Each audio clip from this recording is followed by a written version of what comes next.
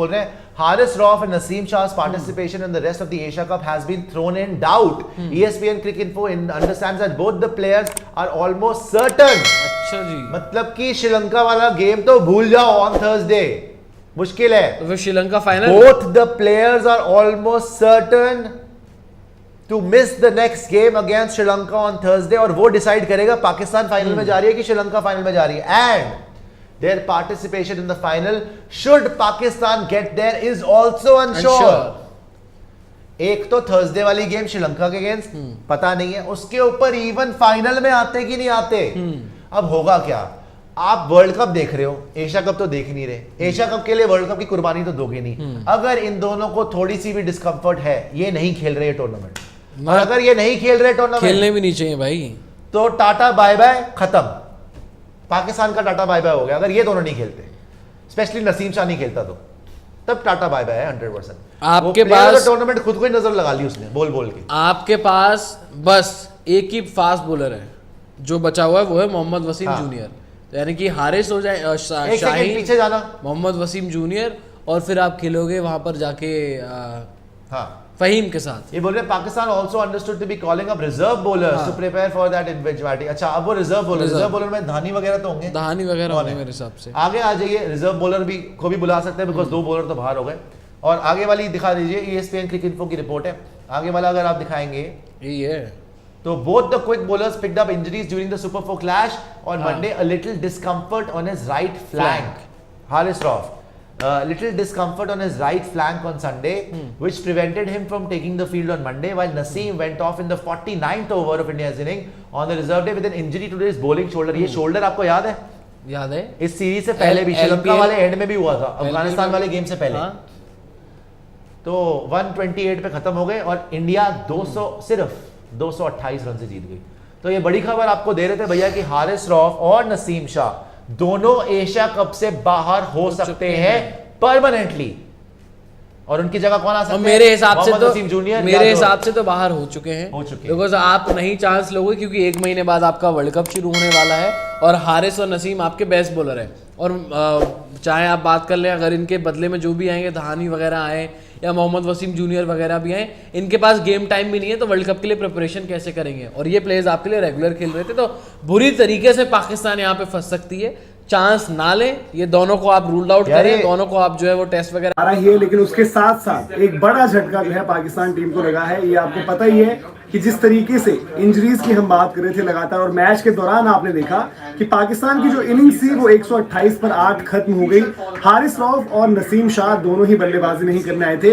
गेंदबाजी करते हुए हारिस रऊफ को तो आज सुबह ही बता दिया गया था कि वो आज इस मैच में अब आगे हिस्सा नहीं लेंगे। एज ए प्रिकॉशनरी मेजर उनके MRIs वगैरह करवाए गए थे। अभी उसमें क्लियर नहीं निकला था, लेकिन प्रिकॉशनरी मेजर उनको बोला गया था कि वो आराम करेंगे।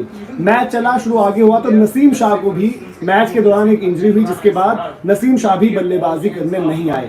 अब खबर यह है कि पाकिस्तान ने अपने कैंप में शाहनवाज दहानी, अगर आपको याद आएगा तो पिछले एशिया कप में भी जो T20 फॉर्मेट में हुआ था, शाहनवाज दहानी को ऐड किया गया था। शाहनवाज दहानी जो एक अलग से कैरेक्टर है, उनको ऐड किया है, और उनके साथ जमान खान को भी पाकिस्तान ने एज कवर बुला लिया है अपने पास। हालांकि अभी हारिस रऊफ और उनके साथ जो नसीम शाह, उनको टूर्नामेंट से पूरे तरीके से बाहर नहीं किया गया, यानी कि उन पर नजर रखी जाएगी। जो आगे जो रिलीज कहती है वो ये कहती है कि Haris and Naseem will continue to remain under the observation of the team's medical panel, यानी कि जो उनकी मेडिकल टीम है वो पूरा देखेगी, असेस करेगी उनकी सिचुएशन क्या है क्या नहीं है। क्योंकि एशिया कप के बाद आप सभी को पता है वर्ल्ड कप भी है, और पाकिस्तान ऐसे में नहीं चाहेगा कि जो उनकी पेस तिकड़ी है, जिसकी कहीं ना कहीं चर्चा पूरी दुनिया में हो रही है, वो इंजरी के चलते या फिर एक्स्ट्रा वर्कलोड उनको ज्यादा दे दो, उसके चलते बाहर हो जाए।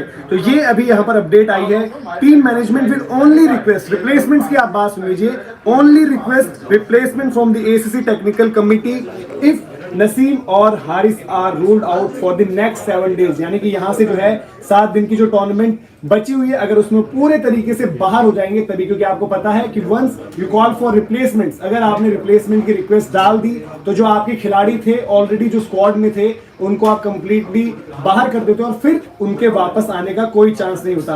अगर आप पाकिस्तान का मुकाबला देखेंगे, जो उनका एक मुकाबला भी बचा हुआ है, तो आज 12 तारीख लग चुकी है, कल का दिन बीच में है, 14 को पाकिस्तान और श्रीलंका का मुकाबला, जो कहीं ना कहीं उस सिचुएशन में हो सकता है कि वो एक नॉकआउट मुकाबला रहे, जो भी टीम जीतेगी वो आगे बढ़ेगी। तो देखना होगा। एज ऑफ नाउ जो अपडेट आई है, जो खबर आई है, उससे उन्होंने रूल आउट नहीं किया है, लेकिन उन्होंने जो है वहां पर जमान खान और साथ ही साथ शहनवाज दहानी, इन दोनों को जो है ऐड कर लिया है, इंक्लूड कर लिया है अपने स्क्वाड में एज कवर। अगर ये कॉल लेनी पड़ी और उन दोनों को बाहर होना पड़ेगा तो दैट मींस वो ये मुकाबला तो मिस करेंगे, फिर फाइनल का भी हिस्सा नहीं होंगे। तो जो एक इंपॉर्टेंट बैटल आप देखना चाहते हो फिर से कि भाई भारतीय टॉप ऑर्डर, भारतीय बल्लेबाज वर्सेस शाहीन, नसीम और हारिस, उससे आप वंचित रह सकते हो। तो ये इस वक्त की बड़ी अपडेट, मुकाबले के बाद जो एक झटका लगा है, डिलेड हो सकती है इससे पाकिस्तान की कैंपेन, सिर्फ एशिया कप की नहीं बल्कि वर्ल्ड कप की भी, क्योंकि पाकिस्तान का जो सक्सेस आपने देखा बीते कुछ टाइम में, जो उन्होंने एज अ टीम अच्छा किया है, कहीं ना कहीं उसको ड्राइव इन्हीं तीन फास्ट बॉलर्स ने किया है।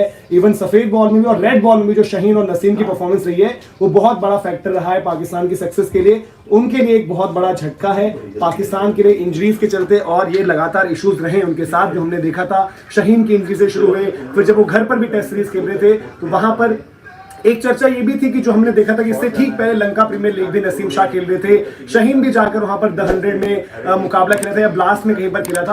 तो कहीं ना कहीं ये चर्चा लगातार चलती थी पाकिस्तान में कि क्या आप उनको ओवर यूज तो नहीं कर रहे हो, लगातार क्यों उनको इतना खिलवा रहे हो। इवन काफी कुछ ऐसे मैचेस में भी हम देखते थे कि शाहीन, नसीम, हारिस से खेलते रहते थे जहां पर जरूरत नहीं होती थी। बट अगर आप अफगानिस्तान याद करो, जो ये क्रिकेट खेल कर आ रहे हैं, अफगानिस्तान में शाहीन इकलौते तेज गेंदबाज थे जिन्होंने तीनों मैचेस खेले।